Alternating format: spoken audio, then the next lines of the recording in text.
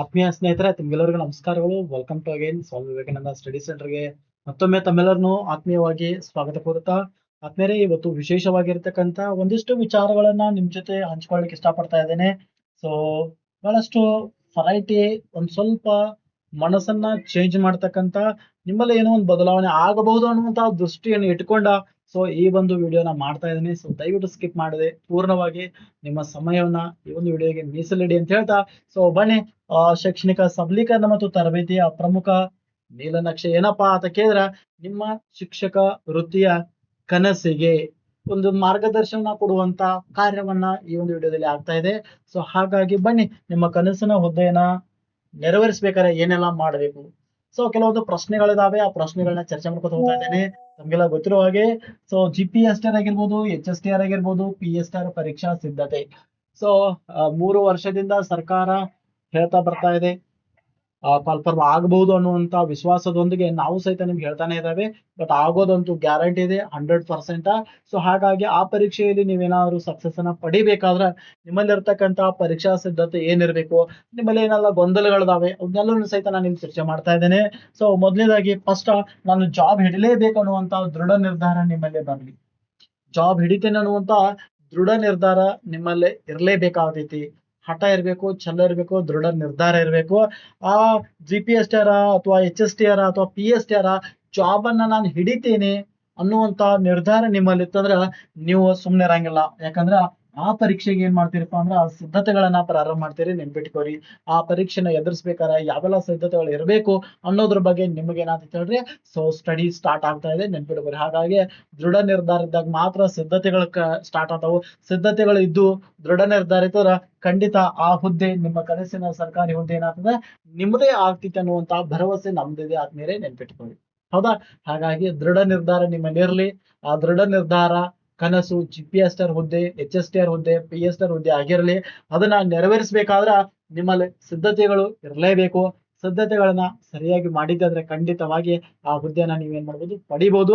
ಹಾಗಾದ್ರೆ ಕೆಲವೊಂದು ಬಹಳಷ್ಟು ಅಭ್ಯರ್ಥಿಗಳಿಗೆ ಗೊಂದಲ ಇದೆ, ಕೆಲವೊಂದು ಪ್ರಶ್ನೆಗಳಿದಾವೆ.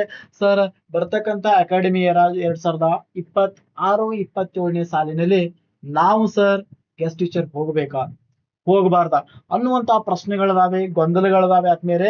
ಸೊ ಅದಕ್ಕೆ ಒಂದಿಷ್ಟು ವಿಚಾರಗಳನ್ನ ನನ್ನ ವೈಯಕ್ತಿಕವಾಗಿ ನಿಮ್ಗೆ ಏನ್ ಮಾಡ್ತಾ ಇದ್ದೇನೆ, ಹಂಚ್ಕೊಳ್ತಾ ಇದ್ದೇನೆ. ಸೊ ಗೆಸ್ಟ್ ಟೀಚರ್ ನೋಡ್ರಿ, ಗೆಸ್ಟ್ ಟೀಚರ್ ಆಗಿ ವರ್ಕ್ ಮಾಡ್ಬೇಕಾ ಅನ್ನುವಂಥದ್ದು ಬಹಳಷ್ಟು ಶಿಕ್ಷಕರು ನಮ್ಗೆ ಕೇಳ್ತಾನೆ ಇದಾರೆ. ಸೊ ನೆನ್ಪಿಟ್ಕೋರಿ, ಈ ಗೆಸ್ಟ್ ಟೀಚರ್ ನೋಡ್ರಿ, ಇಲ್ಲಿ ಅನುಭವ ಮತ್ತು ಸಂಪರ್ಕ ಏನಾದೀಪ ಅಂದ್ರ ಸಿಗ್ತಾ ಇದೆ. ಇಲ್ಲಿ ನಿಮಗೆ ಗೆಸ್ಟ್ ಟೀಚರ್ ಮಾಡೋದ್ರಿಂದ ಅನುಭವ ಸಿಗ್ತಾ ಇದೆ, ಅಲ್ಲಿ ವಾತಾವರಣಕ್ಕೆ ಸಂಪರ್ಕಕ್ಕೆ ಒಳಗಾಗ್ತಾ ಇದಾರ. ಸೊ ಎಲ್ಲವೂ ಸಹಿತ ಸಿಗ್ತೈತಿ. ಬಟ್ ಇದೇನಾಗ್ತದಪ್ಪ ಅಂದ್ರ ಅಸ್ಥಿರತೆ ಮತ್ತು ಸಮಯದ ಕೊರತೆಯನ್ನ ಮಾಡ್ತಾ ಇದೆ. ಅಸ್ಥಿರತೆಯನ್ನ ನಿಮ್ಮ ಸ್ಟಡಿಗೆ ಕಾನ್ಸ್ಟಂಟ್ ಆಗಿ ಸಪೋರ್ಟ್ ಮಾಡುವುದಿಲ್ಲ. ಯಾವುದು ಗೆಸ್ಟ್ ಟೀಚರ್ ಆಗಿ ವರ್ಕ್ ಮಾಡೋದು ನಿಮಗೆ ಕಾನ್ಸ್ಟಂಟ್ ಆಗಿ ಡೈಲಿ ನೀವು ಏನು ಸ್ಟಡಿ ಮಾಡ್ತಿರ್ತಲ್ಲ ಅದಕ್ಕೆ ಅಡ್ಡಿ ಆಗಬಹುದು ಇದು. ಯಾಕಂದ್ರೆ ಅಲ್ಲಿ 10 ರಿಂದ 5 ಅಂದ್ರೆ 9 ರಿಂದ 6 ಗಂಟೆ ತನಕ ನೀವೇನಾಗ್ಬೇಕು, ಶಾಲೆ ವರ್ಗದಲ್ಲಿ ಇರ್ಬೇಕಾಗ್ತೈತಿ. ಕೆಲವೊಮ್ಮೆ ಸ್ಕೂಲ್ ಸ್ಟ್ರೆಂತ್ ಹೆಚ್ಚಿತ್ತಂದ್ರೆ ಈವ್ನಿಂಗ್ ಸಹಿತ ಕಾರ್ಯವನ್ನ ಮಾಡ್ಬೇಕಾಗ್ತೈತಿ. ಹಾಗಾಗಿ ಅಸ್ಥಿರತೆ, ಸಮಯದ ಕೊರತೆ ಬಹಳಷ್ಟು ಉಂಟಾಗ್ತೈತಿ ನಿಮ್ಮ ಸಿದ್ಧತೆಗಳಿಗೆ. ನೀವು ನಿರ್ಧಾರ ಮಾಡಿರ್ತಕ್ಕಂತಹ ಹುದ್ದೆಗಳನ್ನ ಯಶಸ್ವಿಯಾಗಿ ಪಡಿಬೇಕಾದ್ರೆ ನಿಮಗೆ ಸ್ಥಿರತೆ ಬೇಕು, ಸಮಯ ಬೇಕು. ಹೌದಾ? ನಿಮ್ಮ ಸ್ಟಡಿ ಕಾನ್ಸ್ಟಂಟ್ ಆಗಿರ್ಬೇಕಾಗ್ತಾ ಇದೆ, ಜೊತೆಗೆ ಟೈಮ್ ಮ್ಯಾನೇಜ್ಮೆಂಟ್ ಬಹಳ ಇಂಪಾರ್ಟೆಂಟ್ ಆಗಿರ್ತಾ ಇದೆ. ಸೊ ಅವೆರಡೂ ಸಹಿತ ಇಲ್ಲಿ ಕೊರತೆ ಆಗ್ತೈತಿ. ಎಲ್ಲಿ ವರ್ಕ್ ಮಾಡೋದ್ರಿಂದ, ನೆನ್ಪಿಟ್ಕೋರಿ. ಹೌದಾ? ಸೊ ವರ್ಕ್ ಮಾಡೋದ್ರಿಂದ ಇವೆಲ್ಲವೂ ಸಹಿತ ಏನಾಗ್ತದೆ ನೋಡ್ರಿ, ಸಮಸ್ಯೆ ಆಗ್ತಾ ಇದಾವೆ. ನೆನಪಿರ್ಲೈತಿ ನಿಮಗೆ. ಹೌದಾ? ಸೊ ಇಲ್ಲ ಸರ್, ಕಂಪಲ್ಸರಿ ನಾವು ಮಾಡ್ಲೇಬೇಕು ಗೆಸ್ಟ್ ಟೀಚರ್ ಆಗಿ ಮಾಡಲೇಬೇಕಾಯ್ತಂದ್ರ, ಸೊ ದಯವಿಟ್ಟು ಹೇಳ್ತಾ ಇದ್ದೇನೆ, ಆಲ್ಮೋಸ್ಟ್ ಹೈಸ್ಕೂಲ್ಗೆ ಏನ್ ಮಾಡಿರಪ್ಪ ಆತರ ಸೊ ಗೆಸ್ಟ್ ಟೀಚರ್ ಆಗಿ ವರ್ಕ್ ಮಾಡಬಹುದು. ಬಟ್ ನನ್ನ ಪ್ರಕಾರ ಮಾಡಬಾರದು. ಯಾಕಂದ್ರೆ ಟೈಮಿಂಗ್ ಸಿಗಂಗಿಲ್ಲ ರೀ. ಬರ್ತಕ್ಕಂತ ದಿನಮಾನಗಳಲ್ಲಿ ಪರೀಕ್ಷೆಗಳು, ತರಗತಿಗಳಲ್ಲಿ ಸಾಕಷ್ಟು ಬದಲಾವಣೆಗಳಾಗ್ತಾ ಇದಾವೆ. ಹೊಸ ಹೊಸ ತರಬೇತಿಗಳು, ಹೊಸ ಹೊಸ ಚಟುವಟಿಕೆಗಳು, ಹೊಸ ಹೊಸ ಪ್ರೋಗ್ರಾಮ್ಗಳು ಬರ್ತಾ ಇದಾವೆ. ಅವನ್ನೆಲ್ಲೂ ಸಹಿತ ನಾವು ಅನುಷ್ಠಾನ ಮಾಡ್ಬೇಕಾಗಿರ್ತಾ ಇದೆ. ಹಾಗಾಗಿ ಆ ಅನುಷ್ಠಾನದ ಸಂದರ್ಭದಲ್ಲಿ ನಮ್ಮ ಸ್ಟಡಿ ಏನಾಗಬಹುದು ಹೇಳಿದ್ರೆ ಕಡಿಮೆ ಆಗಬಹುದು. ನೆನ್ಪಿಟ್ಕೋರಿ, ನಿಮ್ಮ ಸಿದ್ಧತೆಗಳು ಹಿನ್ನಡೆ ಆಗಬಹುದು. ನಿರ್ಧಾರ ಏನೋ ಮಾಡಿದೇರಿ, ಬಟ್ ಸಿದ್ಧತೆಗಳು ಬೇಕಲ್ರಿ. ಹಾಗಾಗಿ ಸಿದ್ಧತೆಗಳು ಮಾಡೋದು ಬಹಳಷ್ಟು ಕಠಿಣ ಆಗಿರ್ತಾ ಇದೆ. ಕಾನ್ಸ್ಟಂಟ್ ಆಗಿ ಉಳಿಬೇಕಾಗ್ತದೆ. ಬಟ್ ಇಲ್ಲಿ GPSR ನಲ್ಲಿ ಅಥವಾ HSTR, PSR ನೀವು ಏನಾದ್ರು ಕನಸಿನ ಹುದ್ದೆ ಇಟ್ಕೊಂಡಿದ್ದೆ ಆದ್ರೆ ಗೆಸ್ಟ್ ಟೀಚರ್ ಆಗಿ ವರ್ಕ್ ಮಾಡೋದು ಬಹಳಷ್ಟು ತಪ್ಪಾಗ್ತಾ ಇದೆ. ನೆನ್ಪಿಟ್ಕೋರಿ, ಯಾಕಂದ್ರೆ ನಿಮಗೆ ಸಿಗಬೇಕಾಗಿರ್ತಕ್ಕಂತ ಸಮಯ ಸಿಗೋದಿಲ್ಲ. ನೆನ್ಪಿಟ್ಕೋರಿ, ಓದ್ಬೇಕನ್ನುವಂತ ಹವ್ಯಾಸ ಬೆಳೆಯುವುದಿಲ್ಲ, ನೆನ್ಪಿಟ್ಕೋರಿ. ಸಮಯ ಸಿಗಂಗಿಲ್ಲ, ಹವ್ಯಾಸ ಹವ್ಯಾಸ ಬೆಳೆಯುವುದಿಲ್ಲ. ಹೌದಾ? ಸೊ ಹಾಗಾಗಿ ನಿಮ್ಮ ವಾತಾವರಣನ ಏನಾಗ್ತದಪ್ಪ ಅಂದ್ರೆ ಚೇಂಜ್ ಆಗ್ತಕ್ಕಂತ ಸಾಧ್ಯತೆಗಳು ಇರ್ತಾ ಇದಾವೆ, ತಮಗೆ ಇದು ಗೊತ್ತಿರ್ಬೇಕಾಗ್ತೈತಿ. ಹೌದಾ? ಸೊ ಹಾಗಾಗಿ ನನ್ನ ವಿಷಯದ ಪ್ರಕಾರ ಗೆಸ್ಟ್ ಟೀಚರ್ ಬದಲಾಗಿ ಇದೊಂದು ವರ್ಷ ಏನ್ ಮಾಡೋಣ, ತ್ಯಾಗ ಮಾಡೋಣ ರೀ. ಆನೆ ಹೋಗುವವರೆಗೆ ನಿಂತಿದ್ದೇವೆ, ಬಾಲಕ್ಕಾಗಿ ಯಾಕೆ ವೇಟ್ ಮಾಡೋಣ? ಹೌದಾ?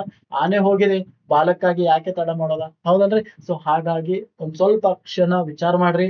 ಬೇರೆಯವ್ರ ಬಗ್ಗೆ ತಲೆ ಕೆಡ್ಸ್ಕೊಕ್ ಹೋಗ್ಬೇಡಿ. ಆರಾಮಾಗಿ ನೀವೇನ್ ಮಾಡ್ಬೋದು, ನಿಮ್ಮ ಸಿದ್ಧತೆಗಳ ಕಡೆಗೆ ಗಮನ ಇರ್ಲಿ ಅಂತ ಹೇಳ್ತಾ, ಸೊ ಬನ್ನಿ. ಹಾಗಾದ್ರೆ ಸರ್ ಗೆಸ್ಟ್ ಟೀಚರ್ ಬೇಡ, ಹಾಗಾದ್ರೆ ಪ್ರೈವೇಟ್ ಸ್ಕೂಲ್ ನಲ್ಲಿ ಏನಾದ್ರು ವರ್ಕ್ ಮಾಡ್ಬೋದಾ? ಪೇಮೆಂಟ್ ಕೊಡ್ತಾರೆ ನಮಗೆ. ಹೌದಾ? ಪ್ರೈವೇಟ್ ಸ್ಕೂಲ್ ನಲ್ಲಿ ನಾವೇನಾದ್ರು ವರ್ಕ್ ಮಾಡ್ಬೋದು. ಪ್ರೈವೇಟ್ ಸಿಂಬಾಲ್ ಅದ ನಿಮ್ಗೆ ಗೊತ್ತಿರ್ಬೇಕು, that is one type of ಪಂಜರದ ಪಕ್ಷಿ. ಯಾವ ರೀತಿ ಇತ್ತಲ್ಲ ಹಂಗ ಪಂಜರದಲ್ಲಿ ನಮ್ಮನ್ನ ಒಳಗಡೆ ಹಾಕಿರಂದ್ರ ನಿಮಗೆ ಏನ್ ಸಿಗ್ತದಪ್ಪ ಅಂದ್ರ ಹೆಚ್ಚಿನ ಕೆಲಸಗಳು ಸಿಗ್ತಾ ಇದಾವೆ, ನೆನ್ಪಿಟ್ಟುಕೋರಿ. ಪ್ರೈವೇಟ್ ಸ್ಕೂಲ್ದಲ್ಲಿ ಅತಿಯಾದಂತ ಕೆಲಸಗಳು ಇರ್ತಾ ಇದಾವೆ. ಸೊ ಅಲ್ಲಿ ನಿಮಗೆ ಅಧ್ಯಯನ ಮಾಡ್ಲಿಕ್ಕೆ ಯಾವುದೇ ರೀತಿಯ ಸಮಯ ಸಿಗೋದಿಲ್ಲ, ಅತಿಯಾದ ಒತ್ತಡ ಇರ್ತೈತೆ, ಅತಿ ಹೆಚ್ಚಿನ ಕೆಲಸ ಇರ್ತದೆ. ಸೊ ಹೆಚ್ಚಿನ ಕೆಲಸ, ಕಡಿಮೆ ಅಧ್ಯಯನ ಸಮಯ. ಸೊ ದಟ್ ಈಸ್ ಯಾವ್ದಾಗಿದೆ ಅಂದ್ರ ಪ್ರೈವೇಟ್ ಸ್ಕೂಲ್ ಆಗಿರ್ತಾ ಇದೆ. ಸೊ ಒಂದು ವರ್ಡ್ ನೋಡ್ಬೋದು ನೀವು, ತಕ್ಷಣದ ವೇತನಕ್ಕಾಗಿ ಅಂತಿಮ ಗುರಿಯನ್ನ ತ್ಯಾಗ ಮಾಡಬೇಡಿ ಅನ್ನುವಂತ ಪಾಯಿಂಟ್ ಇದೆ, ನೆನ್ಪಿಟ್ಕೊಳ್ಳಿ. ಅವರ ಕ್ಷಣದ ಸುಖಕ್ಕಾಗಿ, ಹೌದಾ, ಕ್ಷಣ ಸುಖಕ್ಕಾಗಿ, ತಕ್ಷಣದ ವೇತನಕ್ಕಾಗಿ, ಕಡಿಮೆ ವೇತನಕ್ಕಾಗಿ ನಿಮ್ಮ ಅಂತಿಮ ಗುರಿಯನ್ನ ತ್ಯಾಗ ಮಾಡ್ಲಿಕ್ಕೆ ಹೋಗ್ಬೇಡ್ರಿ. ದಯವಿಟ್ಟು ಅರ್ಥ ಮಾಡ್ಕೋರಿ ಇದನ್ನೆಲ್ಲ. ಸೊ ಇಲ್ಲೂ ಕೊಡ್ತಿರ್ತಾರೆ ಪೇಮೆಂಟ್ ಅಲ್ಲ, ಎಕ್ಸ್ಪೀರಿಯನ್ಸ್ ಮೇಲೆ ಕೊಡ್ತಿರ್ತಾರೆ. ಬಟ್ ನಮ್ದು ವಿಚಾರ ಏನಪ್ಪಾ ಅಂದ್ರ ಇನ್ನು ಓದುವ ಹವ್ಯಾಸ ಇದೆ ನಿಮಗೆ, ಓದುವ ಚಟ ಇದೆ, ಹಠ ಇದೆ. ಹೌದಾ? ಸೊ ಆತ್ಮವಿಶ್ವಾಸ ಇದೆ, ನಾನ್ ಮಾಡ್ತೇನೆ ಅನ್ನುವಂತ ಭರವಸೆಗಳು ನಿಮ್ ಮನಸ್ಸಿನಲ್ಲಿ ಮೂಡ್ತಾ ಇದಾವೆ ಅಂದ್ಕೂಡ್ಲೆ ನೀವ್ಯಾಕೆ ಹಿಂಸರಿತೀರಿ? ಹಿಂಸರಿಯೋ ಅವಶ್ಯಕತೆ ಏನಿದೆ? ನಿಮ್ಮಲ್ಲಿ ಆ ಶಕ್ತಿ ಇದಲ್ಲ, ದೃಢ ನಿರ್ಧಾರ ಮಾಡಿದಿರಿ, ನಾನು ಆಗ್ತೇನೆ, ನನ್ನಲ್ಲಿ ಇದೆ ಆ ಶಕ್ತಿ, ನನ್ನ ಆತ್ಮವಿಶ್ವಾಸ ಇದೆ, ನನ್ ಮನಸ್ಸು ಹೇಳ್ತದೆ ಈ ಬಾರಿ ನಾನು ಖಂಡಿತ ಆಗ್ತೈತಿ ಅಂದಾಗ ಮತ್ತ್ಯಾಕೆ ಹಿಂಸರಿತಾ ಇದ್ದೀರಿ? ಸೊ ಮುಂದೆ ಹೋಗ್ಲೇಬೇಕಲ್ರಿ. ಮುಂದೆ ಹೋಗ್ಬೇಕಾರ ಈ ತಕ್ಷಣದ ಕಡಿಮೆ ವೇತನಕ್ಕಾಗಿ ನಿಮ್ಮ ಅಂತಿಮ ಗುರಿಯನ್ನ, ಸರ್ಕಾರಿ ಹುದ್ದೆಯನ್ನ ತ್ಯಾಗ ಮಾಡ್ಲಿಕ್ಕೆ ಹೋಗ್ಬೇಡಿ. ಸೊ ಹಾಗಾಗಿ ಯಾಕಂದ್ರೆ ಇಲ್ಲಿ ಏನಾಗ್ತದಪ್ಪ ಅಂದ್ರ ಸಾಕಷ್ಟು ಹೆಚ್ಚಿನ ಕೆಲಸಗಳು ಇರ್ತಾ ಇದಾವೆ. ನಿಮ್ಮ ಓದಿಗೆ ಅನುಕೂಲಕ್ಕೆ ತಕ್ಕಂತೆ ಏನಾಗಿದೆ ಹೇಳ್ರಿ, ನಿಮ್ಮ ಒಂದು ಸಮಯ ನಿರ್ಧಾರ ಸಿಗುವುದಿಲ್ಲ, ನಿಮಗ್ ಬೇಕಾದಂತ ಓದ್ಲಿಕ್ಕೆ ಆಗುವುದಿಲ್ಲ. ಯಾಕೆ ಮುಂಜಾನೆ ಸಾಯಂಕಾಲ ತನಕ ಕಂಟಿನ್ಯೂಸ್ ಆಗಿ ಪ್ರೀಡ್ ಮಾಡೋದ್ರಿಂದ ನಿಮ್ಮ ದೇಹಕ್ಕೆ ವಿರಾಮ ಬೇಕಾಗಿರ್ತೈತಿ. ಆ ವಿರಾಮ ಬಯಸೋದ್ರಿಂದ ದೇಹ ಏನ್ ಮಾಡಂಗಿಲ್ಲ ಹೇಳ್ರಿ, ಬಂದ ಮನೆಯಲ್ಲಿ ಓದ್ಲಿಕ್ಕೆ ಏನಾಗಿಲ್ಲ ಹೇಳ್ರಿ, ಸಪೋರ್ಟ್ ಮಾಡುವುದಿಲ್ಲ ನಮ್ಮ ದೇಹ, ನಮ್ಮ ಮೆದುಳು. ನಾಳೆ ಮಾಡಿದರಾಯ್ತು, ನಾಳೆ ಮಾಡಿದರಾಯ್ತು, ನಾಳೆ ಮಾಡಿದರಾಯ್ತು. ಹೌದಾ? ಸೊ ಹಾಗಾಗಿ ವಿಚಾರ ಮಾಡ್ರಿ. ಎಲ್ಲಾ ವಿಚಾರಗಳನ್ನ ನಾನು ನಿಮ್ ಜೊತೆ ಚರ್ಚೆ ಮಾಡ್ತಾ ಇದ್ದೀನಿ ನಾನು ಇಲ್ಲಿ. ಹೌದಾ? ಸೊ ಇದಾದ ನಂತರ ನೆಕ್ಸ್ಟ್ ನಾವು ನೋಡ್ತಾ ಇದ್ದೇವೆ, ಎಕ್ಸಾಮ್ ಸ್ಟಡಿ ಮಾಡ್ಬೇಕಾ ನೋಡಿ. ಹಂಗಾರೆ ಎಕ್ಸಾಂಪಲ್ ನಾವು ಸ್ಟಡಿ ಮಾಡ್ಲೇಬೇಕು. 100% ನೀವು ಸ್ಟಡಿ ಮಾಡ್ಲೇಬೇಕು. ಸೊ ಸುಮ್ನೆ ಯಾವ್ದೋ ರಾತ್ರಿ ನಮ್ಗೆ ಸಿಗೋದಿಲ್ಲ, ನೆನ್ಪಿಟ್ಕೋರಿ. ನಿಮ್ಮ ಅನುಭವ, ನೀವು ಪಟ್ಟಿರ್ತಕ್ಕಂಥ ಪ್ರಯತ್ನ, ನೀವು ಮಾಡಿರ್ತಕ್ಕಂಥ ಪರಿಶ್ರಮ, ನೀವು ಓದಿರ್ತಕ್ಕಂಥ ಅಧ್ಯಯನ, ನೀವು ಮಾಡಿರ್ತಕ್ಕಂಥ ಒಂದು ಪರಿಶ್ರಮ, ಇವೆಲ್ಲ ಏನದಲ್ಲ, ಇವೆಲ್ಲ ಕೂಡಿದಾಗ ಫಲ ಆಗ್ತೈತಿ. ಸುಮ್ನೆ ಫಲ ಸಿಗೋದಿಲ್ಲ, ಯಾವ್ದೋ ರಾತ್ರಿ ಯಾರಿಗೆ ಸಿಕ್ಕೋದಿಲ್ಲ. ಸಿಕ್ಕಿದ್ದು ಅದು ಬಹಳ ದಿನ ಉಳಿದಿಲ್ಲ, ನೆನ್ಪಿಟ್ಕೋರಿ. ರೈಟ್? ಸೊ ಹಾಗಾಗಿ ನಿಮ್ಮ ಎಕ್ಸಾಮ್ಗ ನೀವು ಓದ್ಬೇಕು, ಮತ್ತಾರು ಓದಾರಿ. ಹೌದಾ? ನಿಮ್ಮ ಎಕ್ಸಾಮ್ಗ ನೀವು ಓದ್ಲೇಬೇಕು, ನಿಮ್ ಸಿದ್ಧತೆಗಳು ಇರ್ಲೇಬೇಕು. ಹೌದಾ? ಸೊ ಇದು ಕೇವಲ ಓದೋದು ಅಷ್ಟ ಅಲ್ಲ, ಇದು ನಿಮ್ಮ ಭವಿಷ್ಯದ ಹೂಡಿಕೆ, ನೆನ್ಪಿಟ್ಕೋರಿ. ನೀವು ನಿಮ್ಮ ಭವಿಷ್ಯವನ್ನ ಹೂಡಿಕೆ ಮಾಡ್ತಾ ಇದ್ದಾರೆ. ಈ ಸಮಯ ಅತ್ಯಮೂಲ್ಯವಾದಂತ ಏನ್ ಸಮಯದಲ್ಲ, ಇದು ನಿಮ್ಮ ಫ್ಯೂಚರ್ ಏನಾಗಿದೆ ಹೇಳ್ರಿ, ಹೂಡಿಕೆ ಆಗಿದೆ, ನೆನ್ಪಿಟ್ಕೋರಿ. ಎಷ್ಟು ಬೇಕಾದಷ್ಟು ಗಳಿಸಬಹುದು, ಬಟ್ ಇವಾಗ ಏನ್ ಬೇಕಾಗೈತಿ, ಓದಬೇಕಾಗಿದೆ, ಸ್ಟಡಿ ಕಡೆ ಗಮನ ಇರ್ಲೇಬೇಕು. ಹೌದಾ? ಸೊ ಹಾಗಾಗಿ ನಿಮಗೆ ಏನಾದ್ರು ಹೇಳ್ರೆ, ಗರಿಷ್ಠ ಏಕಾಗ್ರತೆ ಬೇಕಿರ್ಲೇಬೇಕು, ನೆನ್ಪಿಟ್ಕೋರಿ. ಗರಿಷ್ಠ ಏಕಾಗ್ರತೆ ಅಂತಂದ್ರೆ ಖಂಡಿತವಾಗಿ ನಿಮ್ಮ ಶಾಶ್ವತ ವೃತ್ತಿ ಏನಾಗ್ತದ, ಭದ್ರತೆಯನ್ನ ಪಡಿತಾ ಇದೆ. ನೀವು ಮಾಡತಕ್ಕಂತ ಮುಂದಿನ ಒಂದು ಸರ್ಕಾರಿ ಹುದ್ದೆ, ವೃತ್ತಿ, ಕೆಲಸ ಏನಾಗ್ತದ, ಶಾಶ್ವತವಾಗಿ ಭದ್ರತೆನ ಪಡೆದಿರ್ತದೆ. ಬಟ್ ಏಕಾಗ್ರತೆ ಇರ್ಲೇಬೇಕು, ನಿಮ್ಮಲ್ಲಿ ಇರ್ತಕ್ಕಂಥ ಹಠ ಇರ್ಲೇಬೇಕು. ಹೌದಾ? ಸೊ ಅಂದಾಗ ಮಾತ್ರ ನಾವ್ ಏನ್ ಮಾಡ್ಬೇಕು, ಎಕ್ಸಾಮ್ಗ ಸ್ಟಡಿ ಮಾಡ್ಲೇಬೇಕು, ಅನಿವಾರ್ಯ ಇದೆ, ನೆನ್ಪಿಟ್ಕೋರಿ. ನನ್ನ ಕನಸನ್ನ ನನಸು ಮಾಡ್ಬೇಕಾದ್ರೆ ನಾನಿವತ್ತು ಸ್ಟಡಿ ಮಾಡ್ಲೇಬೇಕು. ಸ್ವಲ್ಪ ಕಣ್ಮುಚ್ಚಿ ವಿಚಾರ ಮಾಡ್ರಿ, ಇಷ್ಟು ವರ್ಷದಲ್ಲಿ ಐತಿ 2022ರಿಂದ ಇಲ್ಲಿ ತನಕ ನಾನು ಎಷ್ಟು ಸ್ಟಡಿ ಮಾಡಿದೀನಿ, ಎಷ್ಟು ಸಿದ್ಧತೆಗಳನ್ನ ಮಾಡ್ಕೊಂಡಿನಿ. ಸೊ ಸುಮ್ನೆ ಸಿಗಂಗಿಲ್ಲ. ಯಾರ ಸಿದ್ಧತೆ ಮಾಡಿರ್ತಾರ ಅವ್ರಿಗೆ ಸಿಗ್ತಾ ಇದೆ, ಯಾರಿಗೆ ಸಿದ್ಧತೆ ಇಲ್ಲ ಅವ್ರಿಗೆ ಸಿಗೋದಿಲ್ಲ ರೀ. ಹಾಗಾದ್ರೆ ನಾನು ಎಷ್ಟು ಮಾಡಿದೀನಿ, ಇನ್ನೂ ಎಷ್ಟು ಮಾಡ್ಬೇಕು, ಅದು ಇಂಪಾರ್ಟೆಂಟ್ ಇದೆ. ನಿಮ್ ಮನಸ್ಸುಗಳಿಗೆ ಕೇಳ್ಕೊರಿ, ನಿಮ್ ತಲೆ ಕಣ್ಮುಚ್ಚಿ ಒಂದ್ ಸ್ವಲ್ಪ ವಿಚಾರ ಮಾಡ್ರಿ. ಮನೆಯಲ್ಲಿ ವಾತಾವರಣ ಏನಿದೆ, ಪರಿಸ್ಥಿತಿ ಏನುಗಳಿದಾವೆ. ಹೌದಾ?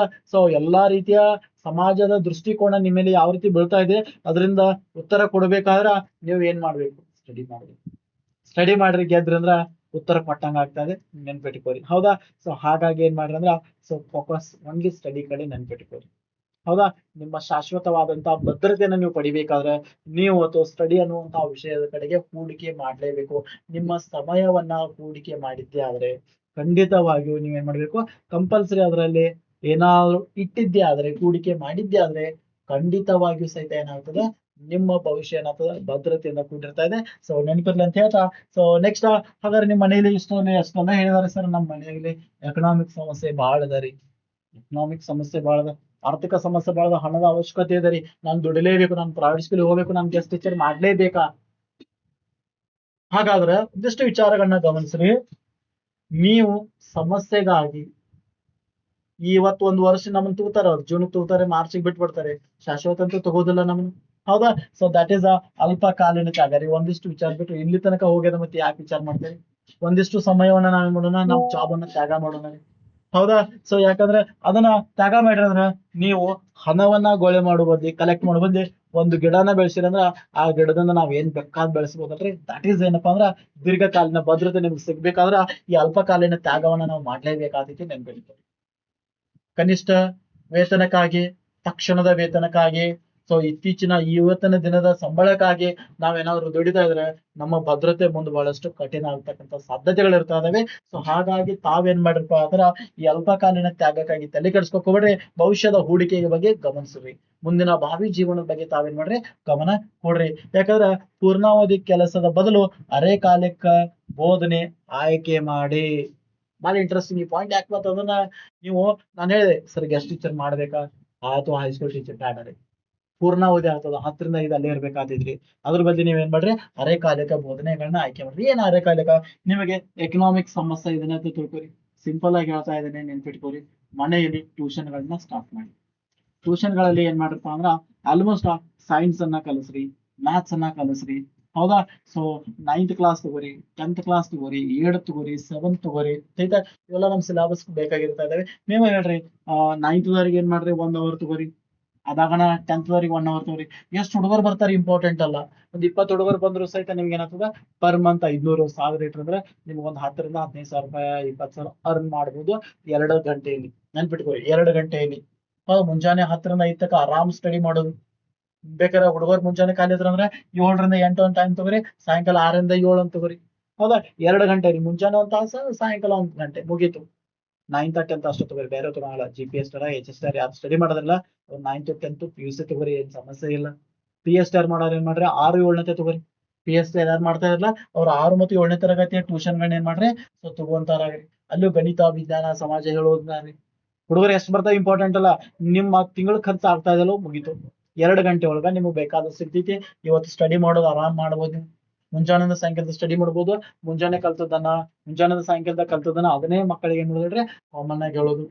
ಹೌದಾ? 9ನೇ ತಾರೀಕು ಕ್ಲಾಸ್ ಅಂದ್ರೆ 10ನೇ ತಾರೀಕು ವರ್ಕ್ ಕೊಡೋದು, 10ನೇ ತಾರೀಕು ಕ್ಲಾಸ್ ಅಂದ್ರೆ 9ನೇ ತಾರೀಕು ವರ್ಕ್ ಕೊಡೋದು, 6ನೇ ತಾರೀಕು ಕ್ಲಾಸ್ ಅಂದ್ರೆ 7ನೇ ತಾರೀಕು ವರ್ಕ್ ಕೊಡೋದು, 7ನೇ ತಾರೀಕು ಕ್ಲಾಸ್ ಅಂದ್ರೆ 6ನೇ ತಾರೀಕು ವರ್ಕ್ ಕೊಡೋದು. ಇಲ್ಲಾಂದ್ರೆ ಕಂಬೈಂಡ್ ಆಗಿ ಮ್ಯಾಥ್ಸ್ ಸೈನ್ಸ್ ಹೇಳೋದ. ಸೊ ಡಿಸ್ಕಷನ್ ಮಾಡೋದು. ಸೊ ಇದರಿಂದ ನೀವು ಕಲ್ತದ್ದು ಸಹಿತ ರಿವಿಷನ್ ಆಗ್ತಾ ಇದೆ, ನಿಮಗೆ ಖುಷಿ ಇರ್ತಾ ಇದೆ, ಜೊತೆಗೆ ಓದದ್ದು ಸಹಿತ ಏನಾಗ್ತದೆ ದೃಢ ಆಗ್ತಾ ಇದೆ. ನಿಮ್ದೇ ಕಡೆ ಅಮೌಂಟ್ ಸ್ಟಾರ್ಟ್ ಇದೆ, ಪೇಮೆಂಟ್ ಸ್ಟಾರ್ಟ್ ಇದೆ, ಸ್ಟಡಿನೂ ಸ್ಟಾರ್ಟ್ ಇದೆ, ರಿವಿಷನ್ ಸಹಿತ ಸ್ಟಾರ್ಟ್ ಇದೆ, ಜೊತೆಗೆ ಟೈಮ್ ಮ್ಯಾನೇಜ್ಮೆಂಟ್ ಆಗ್ತಾ ಇದೆ. ಸೊ ಇದರಿಂದ ಏನಾಗ್ತಪ್ಪ ಅಂದ್ರೆ ಈ ಅರೆಕಾಲಿಕ ಬೋಧನೆ ಮಾಡೋದ್ರಿಂದ ಅಂದ್ರೆ ಏನ, ಇಂತಿಷ್ಟ ಸಮಯ ಮಾತ್ರ ಚಾಯ್ಸ್ ಮಾಡಿ ಟೀಚಿಂಗು ಆಗ್ತದೆ, ಈ ಕಡೆ ಅರ್ನಿಂಗು ಆಗ್ತದೆ, ಈ ಕಡೆ ಸ್ಟಡಿನೂ ಆಗ್ತದೆ. ನೋಡಿ, ಈ ಕಡೆ ಟೀಚಿಂಗ್ ಆಗ್ತದೆ, ಈ ಕಡೆ ಅರ್ನಿಂಗ್ ಆಗ್ತದೆ, ಈ ಕಡೆ ಲರ್ನಿಂಗು ಆಗ್ತಾ ಇದೆ, ಎಲ್ಲವೂ ಆಗ್ತಾ ಇದಾವೆ. ಸೊ ನಾವು ಮನಸ್ಸು ಮಾಡ್ಬೇಕಷ್ಟೇ. ಹೌದಲ್ರಿ? ಸೊ ಎಲ್ಲವೂ ಸಹಿತ ನಮ್ ಕಡೆನೇ ಇದೆ. ಪ್ರೈವೇಟ್ ಸ್ಕೂಲ್ಗೆ ಹೋಗ್ಬೇಕಾ ಬೇಡ, ಎಷ್ಟು ಟೀಚರ್ ಮಾಡ್ಬೇಕು ಬೇಡ, ಅದ್ರ ಬದ್ಲಿ ಇದನ್ನ ಮಾಡ್ರಿ. ಬಹಳಷ್ಟು ಒಳ್ಳೇದು. ನಿಮ್ ಮನೆ ಸುತ್ತಮುತ್ತ ಹುಡುಗರು ಇರ್ತಾರ, ಒಂದು 5-10 ಹುಡುಗರುಗಳೇ ಮಾಡ್ರಿ ಸಾಕ್ರಿ. ಹುಡುಗರು ಎಷ್ಟು ಬರ್ತಾ ಇಂಪಾರ್ಟೆಂಟ್. ನಿಮ್ ಸ್ಟಡಿ ಆಗ್ತಾ ಇದಲ್ಲ, ನಿಮ್ ಖರ್ಚಿಗೆ ರೊಕ್ಕ ಬರ್ತಾ ಇದಾವಲ್ಲ, ಮುಗೀತು. ಅದ ಹುಡುಗರನ್ನ ಪಿಕಪ್ ಮಾಡ್ಕೋರಿ, ಪ್ಯಾಕ್ ಮಾಡ್ಕೋರಿ. ಸೊ ಅವ್ರಿಗೆ ಏನ್ ಕಲಿಸ್ಬೇಕು ಅದನ್ನ ನೀವು ಸ್ಟಡಿ ಮಾಡ್ರಿ. ಯಾಕಂದ್ರೆ ನೀವು ಸ್ವತಂತ್ರ ಇರ್ತೀರಿ.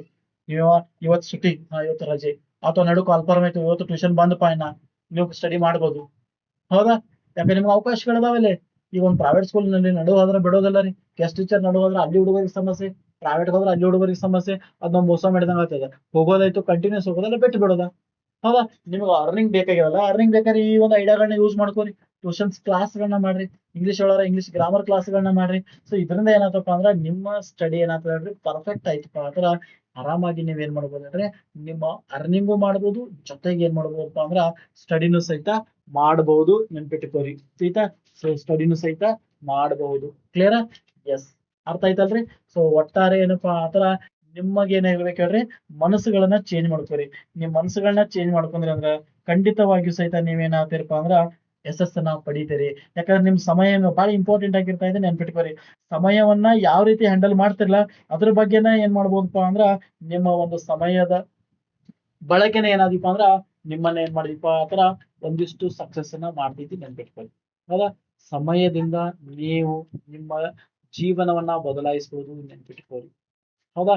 ಸಮಯ ನಿಮ್ದು ಹಣದ ಅವಶ್ಯಕತೆ ಐತಂದ್ರ ಈ ಐಡಿಯಾಗಳನ್ನ ಮಾಡ್ಕೋರಿ. ಇಲ್ಲ PSR ಇದ್ರ ಯಾವುದೇ ಕ್ಲಾಸ್ಗಳನ್ನ ಇಲ್ಲ ಅಂದ್ರೆ 10ರಿಂದ 5 ಯಾವುದೇ ಕೆಲಸಗಳು ಮಾಡ್ಲಿಕ್ಕೆ ಹೋಗಬೇಡಿ. 2 ಗಂಟೆ ಮುಂಜಾನೆ 2 ಅಥವಾ ಸಾಯಂಕಾಲ 2 ಗಂಟೆ ಶಾರ್ಟ್ ಆಗಿ ವರ್ಕ್ ಮಾಡೋದ, ಸ್ವೀಟ್ ಆಗಿ ಪೇಮೆಂಟ್ ತಗೋದ, ಸ್ಮಾರ್ಟ್ ಆಗಿ ಸ್ಟಡಿ ಮಾಡುವಂತ ಹವ್ಯಾಸಗಳನ್ನ ನೀವು ಇಟ್ಕೊಂಡಿದ್ದೆ ಆದ್ರೆ ಖಂಡಿತ ನಿಮ್ಮ ಮೊದಲ ದೃಢ ನಿರ್ಧಾರ ಇತ್ತಲ್ಲ, ಆ ದೃಢ ನಿರ್ಧಾರಕ್ಕೆ ಸಿದ್ಧತೆಗಳು ಸರಳವಾಗಿ ಆಗ್ತಾ ಇದಾವೆ. ಸಿದ್ಧತೆಗಳು ಸರಳ ಆದವು ಅಂದ್ರೆ ಏನಾಗ್ಬೋದು ಹೇಳ್ರಿ, ಆರಾಮಾಗಿ ನೀವೇನ್ ಮಾಡ್ಬೋದು, ಎಕ್ಸಾಮ್ ಅನ್ನ ಬರೆದ ಸಕ್ಸಸ್ ಅನ್ನು ಪಡಿಬಹುದು. ಯಾಕೆ ಇದು ಹೇಳ್ತಾ ಇದ್ದೇನೆ ಅಂದ್ರೆ ನೋಡ್ರಿ, ಇಲ್ಲಿ ಟ್ಯೂಷನ್ ಯಾಕೆ ಮಾಡೋದ್ರಿಂದ ಇದು ಸ್ವಂತ ಇರ್ತದೆ. ಇವತ್ತು ರಜೆ, ಇವತ್ತು ಯಾರ್ದೋ ಕಾರ್ಯಕ್ರಮಕ್ಕೆ ಹೋಗ್ಲೇಬೇಕು, ಹೌದ್ರೆ ಹೋಗ್ಲೇಬೇಕು, ಹೋಗಿರ್ತೀರಿ, ಒಂದಿನ ಸ್ಟಡಿ ಆಗಂಗಿಲ್ಲ. ಅಲ್ಲ ಮರ್ದೋಸ್ ಮಾತ್ ಸ್ಟಡಿ ಮಾಡಕ್ ಟೈಮ್ ಸಿಗ್ತದ. ಆದ್ರೆ ಗೆಸ್ಟ್ ಟೀಚರ್ ಪ್ರೈವೇಟ್ ಸ್ಕೂಲಲ್ಲಿ ಹಂಗಲ್ಲ, ಅಲ್ಲಿ ಹೋಗ್ಲೇಬೇಕು, ಕೆಲಸ ಮಾಡ್ಲೇಬೇಕು. ಸುಸ್ತಾಗ್ತಾ ಇದೆ, ಬಂದು ಸ್ಟಡಿ ಆಗೋದು ಕಠಿಣ ಆಗ್ತಾ ಇದೆ. ಸೊ ವಿಚಾರ ಮಾಡ್ರಿ, ಟ್ಯೂಷನ್ಗಳನ್ನ ಸ್ಟಾರ್ಟ್ ಮಾಡ್ರಿ. 8th 9th 10th ತಗೋರಿ, ಮ್ಯಾಥ್ಸ್ ಹೇಳ್ರಿ, ಸೈನ್ಸ್ ಹೇಳ್ರಿ, ಕಲೀರಿ, ಚೆನ್ನಾಗ್ ಕಲಸ್ರಿ. ಎಷ್ಟು ಚೆನ್ನಾಗ್ ಕಲಿಸ್ತಿರಲ್ಲ ಅಷ್ಟು ನೀವು ಪರ್ಫೆಕ್ಟ್ ಆಗ್ತೀರಿ. ಅದ ನಿಮ್ ಎಕ್ಸಾಮ್ಗೆ ಏನಾಗ್ತದೆ ಹೇಳ್ರಿ, ಒಂದು ಆತ್ಮವಿಶ್ವಾಸ, ಒಂದು ಬಲವನ್ನ ಏನ್ ಮಾಡ್ತಿ ಕೊಡ್ತಾ ಇದೆ. ನಿಮ್ಮ ಕನಸಿನ ಹುದ್ದೆಗೆ ಆ ವಿಜ್ಞಾನ ಮತ್ತು ಗಣಿತಗಳು ಏನಾಗ್ತಡ್ರಿ, ದೊಡ್ಡ ಬಲಗಳಾಗಿ ಏನಾಗ್ತಡ್ರಿ ನಿಮ್ ಕೈ ಜೋಡಿಸ್ತಾ ಇದಾವೆ. ಸೊ ಹಾಗಾಗಿ ದಯವಿಟ್ಟು ಇದನ್ನ ವಿಚಾರ ಮಾಡ್ರಿ, ಗಂಭೀರವಾಗಿ ವಿಚಾರ ಮಾಡ್ರಿ. ಸೊ ನಿಮ್ಮ ಏನ್ ಮಾಡ್ರಿ, ಕೈಯನ್ನ ಹಾಕ್ರಿ, ಮುಂದಿನ ಕಾಲನ್ನ ಹೆಜ್ಜೆನ ಇಡ್ರಿ. ಸೊ ಟೈಮ್ ಹೇಗ್ ಮ್ಯಾನೇಜ್ಮೆಂಟ್ ಮಾಡಬಹುದು ನಾನು ಆಲ್ರೆಡಿ ಹೇಳಿದೆ. ಗೆಸ್ಟ್ ಟೀಚರ್ ಆಗಿ ವರ್ಕ್ ಮಾಡ್ರೆ ನಿಮ್ಗೆ ಟೈಮ್ ಮ್ಯಾನೇಜ್ಮೆಂಟ್ ಆಗಕ್ ಸಾಧ್ಯ ಇಲ್ಲ.